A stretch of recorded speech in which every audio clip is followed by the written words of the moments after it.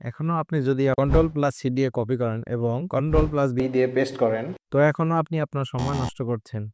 এজন্য ২ টা উইন্ডোর শর্টকাট দেখিয়ে দিব, যেটা আপনি ব্যবহার করে আপনার সময় বাঁচাতে পারবেন এবং আপনি আপনার কাজকে অনেক সহজ করে নিতে পারবেন। নাম্বার 1, তো আপনি কি করছেন? যেকোনো টেক্সট এখান থেকে কপি করছেন, এখানে পেস্ট করছেন। আবার এখানে এসে আবার কপি করছেন, আবার এখানে পেস্ট করছেন। তো এভাবে আপনার সময় যাচ্ছে। সো এখন আপনি কি করবেন? আপনি সিম্পলি আপনার যে টেক্সটগুলো দরকার আপনি এগুলা কপি করে নেন। এটা দরকার, কপি করে নেন। একবারে সবগুলো কপি করে নিবেন। এটা দরকার, কপি। এটা দরকার, কপি।